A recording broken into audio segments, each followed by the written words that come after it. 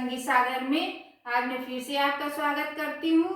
आज मैं अंधेर नगरी अनबुझ राजा टका शेर खाजा टका शेर भाजा की कहानी सुनाऊंगी। सुनिएगा। अगर आपको अच्छी लगे तो प्लीज लाइक करिएगा, फॉलो करिएगा। जय माता दी।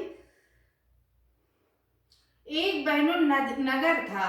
उस नगर का नाम था अंधेर नगरी अनबुझ राजा टका शेर खाजा टका शेर भाजा। यानी कि नगर का नाम था अंधेर और राजा का नाम था अनबुझ और टका शेर खाजा और टका शेर भाजा। सब सामान बहुत ही सस्ता मिलता था। एक टके से आदमी खाता था, भरपेट खाना मिलता था। तो क्या होता है बहनों, एक दिन उधर से एक साधु आए अपने चेले के साथ और उस नगर में रुक गए।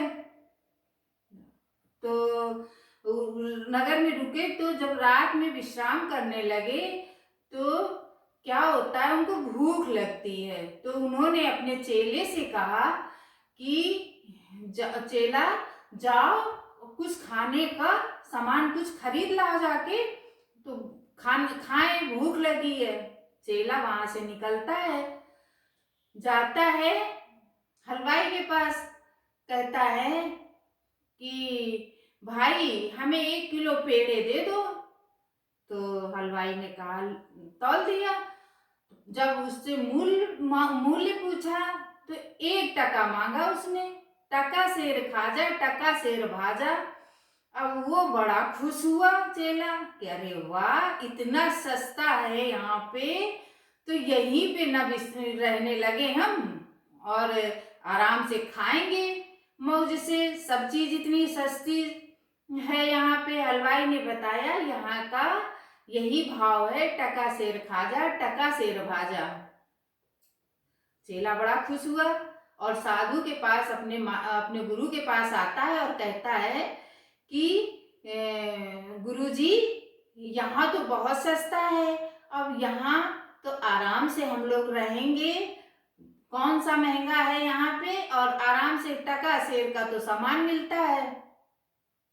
साधु ने कहा, नहीं चेला नहीं, यहाँ रुकना ठीक नहीं है। यहाँ का नाम ही है अंधेर नगरी अनबुझ राजा टका शेर खाजा टका शेर भाजा। यहाँ नहीं रुकोगे, यहाँ नहीं सही है। तो चेला ने कहा, भैया भाई वो गुरुजी आपको जाना है तो आप जाइए, लेकिन हम तो यहीं रुकेंगे, आराम से मौज से खाएंगे पिएंगे और रहेंगे। तो साधु ने कहा, ठीक है तुम रुको, लेकिन हम तो भाई नहीं रुकेंगे और हम तो जा रहे हैं, लेकिन जब कभी कोई मुसीबत आए तो मुझे याद करना और मैं तुम्हारी मदद करूंगा। चेले ने कहा, ठीक है। साधु तो चले गए, वहां गुरुजी तो चले गए। अब वो अनबुझ नगरी में रहने लगा। अब क्या होता है, आराम से खूब खाता है पीता है, वो इतना मोटा हो जाता, मस्त हो जाता है। तो क्या होता है फिर उधर, क्या होता है, एक गड़रिया होता है जो बकरी पालते हैं, गड़रिया। उनकी बकरी जो है दीवार गिरती है और दीवार के नीचे दब के मर जाती है। अब वो राजा के पास गड़रिया जाता है, कहा, राजा साहब मिस्त्री ने हमारी दीवार इतनी खराब बनाई, देखो दीवार गिरी और हमारी बकरी खत्म हो गई। राजा ने कहा, मिस्त्री को बुलाओ। अब भाई मिस्त्री आया। राजा ने कहा, इतनी खराब तुमने दीवार क्यों बनाई गड़रिया की, जो दीवार गिर गई और इसकी बकरी मर गई। तो उसने कहा, मिस्त्री ने कहा कि राजा साहब हमारी गलती नहीं है, जो लेबर है जिसने गारा बनाया, गारा यानी पहले की दीवारें जो बनती थी वो मट्टी की बनती थी, उसको गारा बोला जाता था। जो दीवार गारे की बनाई है तो वो गारा गीला ज्यादा कर दिया, अच्छा नहीं बनाया, इसलिए दीवार गिर गई है और हमारी गलती नहीं है। बोले भाई, राजा बोला, जाओ लेबर को बुलाओ। लेबर आया, लेबर से कहा तो लेबर कहता है कि राजा साहब हमारी गलती नहीं है, यहाँ का जो तालाब है उस तालाब से हमने ला करके पानी डाला तो पानी अंदाज नहीं मिला और पानी ज्यादा हो गया, इसलिए गारा गीला हो गया। राजा साहब बोले, अच्छा तालाब किसने बनाया है, तालाब वाले को बुलाओ। अब भाई तालाब वाले को बुलाया गया, बड़े उसको क्या कहते हैं, लोहार को। तालाब वाला जब लोहार आया तो उससे कहा कि राजा साहब ने, हे लोहार, तुमने तालाब इतना गहरा और इतना पानी वाला क्यों बनाया?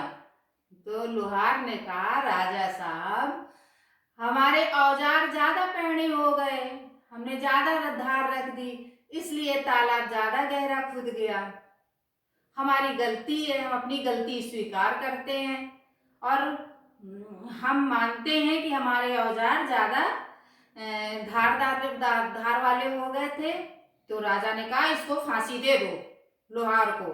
लोहार की गलती है, इसने पहने औजार बनाए और इसको फांसी दे दो।